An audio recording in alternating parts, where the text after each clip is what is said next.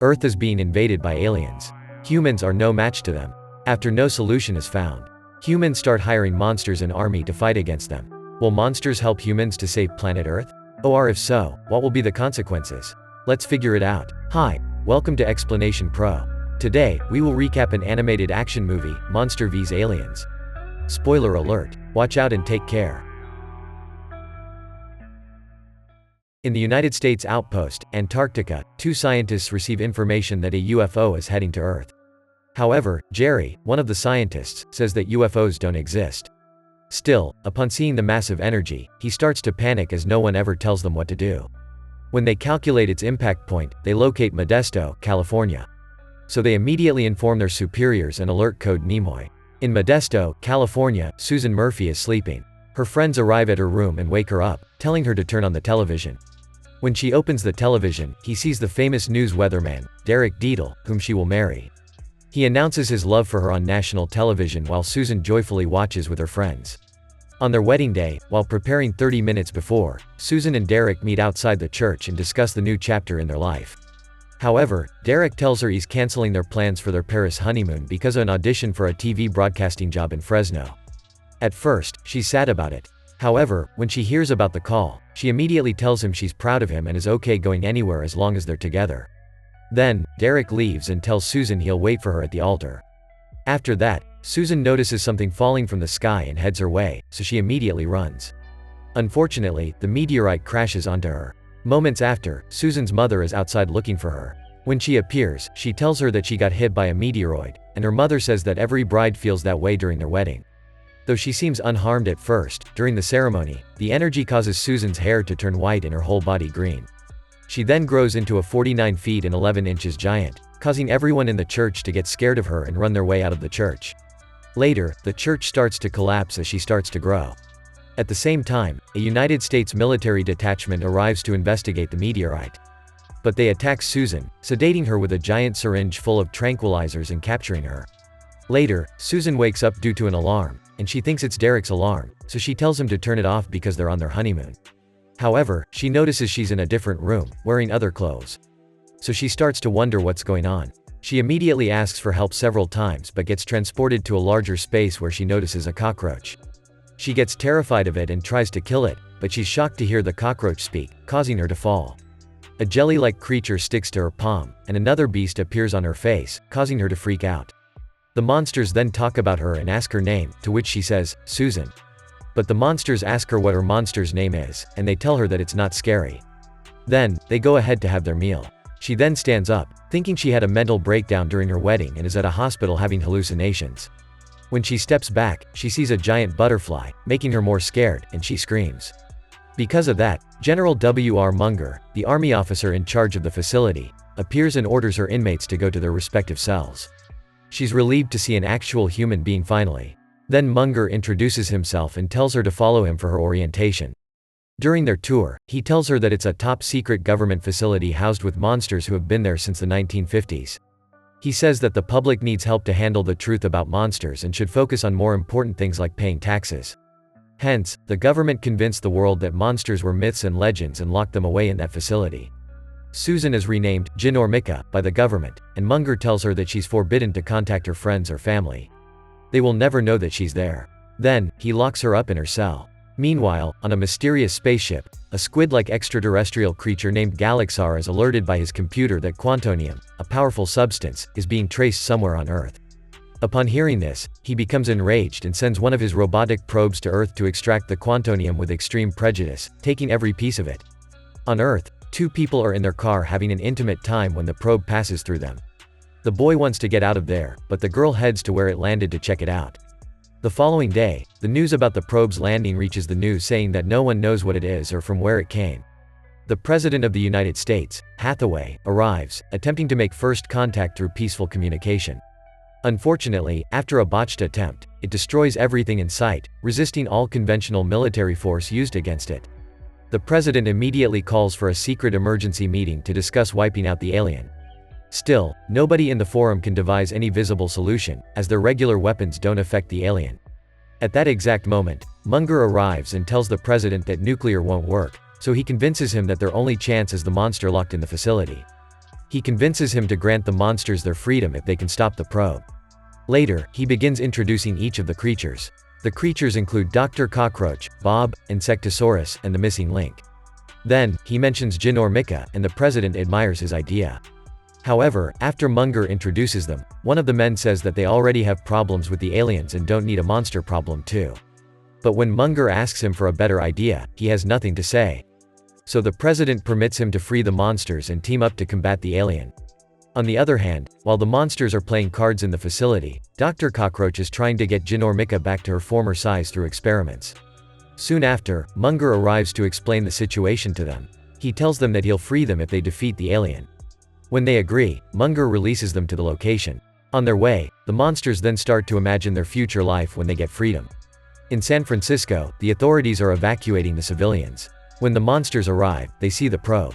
Jinor Mika starts to panic and hyperventilate as she wasn't expecting such a giant alien because Munger didn't specify its size. So she runs away and hides in one of the city's buildings while the others prevent the alien from approaching her. However, the robot detects the quantonium within Jinor Mika's body and targets her. It starts to attack her, and she starts running through the roofs of the building, jumping from one to another until she reaches the Golden Gate Bridge. On the other hand, the rest of the monsters chase after them to save Jinor Mika's life. While Jinor Mika asks them why the robot is only attacking her, the alien grasps her and holds her captive. She pleads with the other monsters for help, which they immediately do.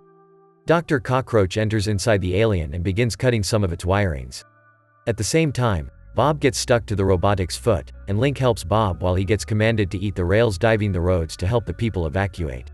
While Link got knocked out, causing him to be unable to fight.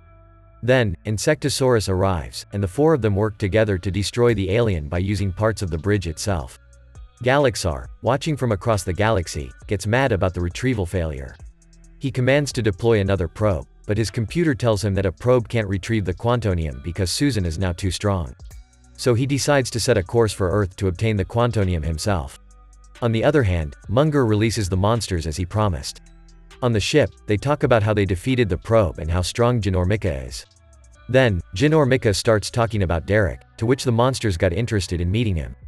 Then, they arrive at their first stop, which is Jinor Mika's hometown.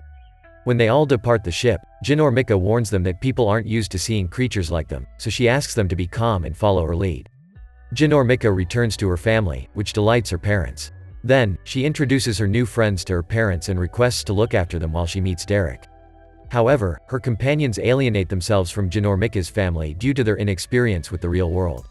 They quickly got dejected after innocently causing a panicked stir in the neighborhood. Later, she visits Derek in his studio to discuss their wedding plans, but Derek calls off their wedding.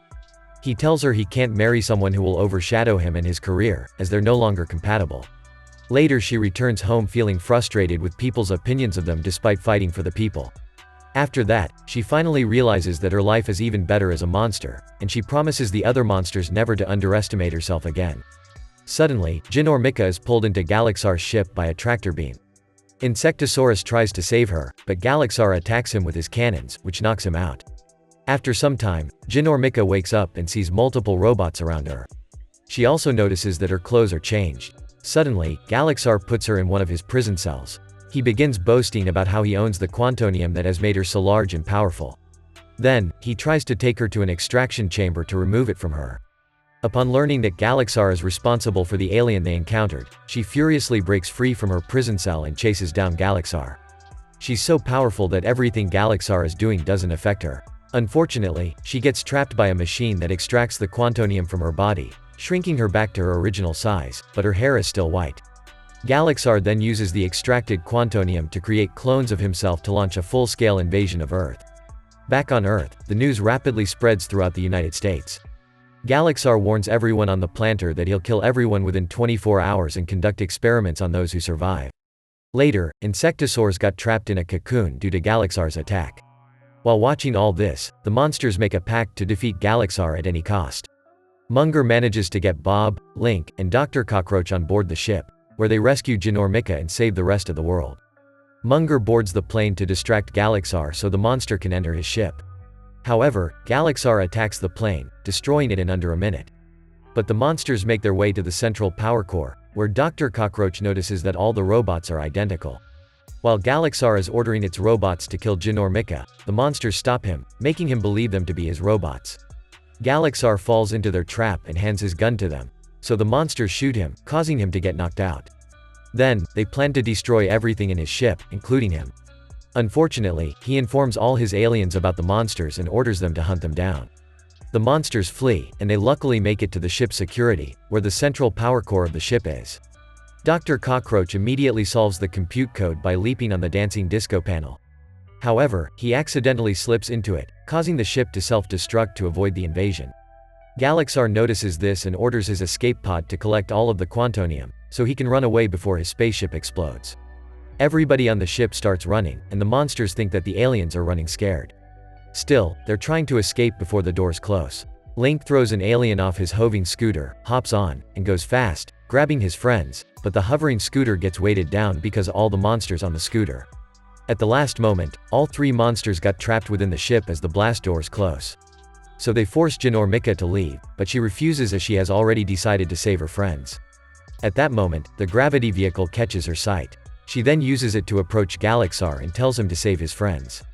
Jin Ormika personally confronts Galaxar on the bridge, but he doesn't seem interested in her talks, leading to a fight in which she grabs the gun from Galaxar's hand. With time running out, she sends the ball of stored quantonium down on herself, restoring her monster's size and strength, making her even more powerful. Then, she rushes to her friends from a powerful core that is about to smash them. After rescuing her friends, while they're trying to get out of the ship, they get stuck in the ship, hanging like they're about to fall. At the same time, Munger arrives on the back of the revived Insectosaurus.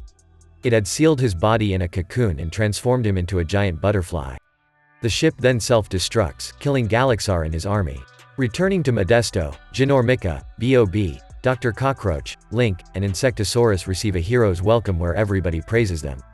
Hoping to take advantage of Jin Ormika's fame for his career, Derek tries to get back together with her and gain an interview.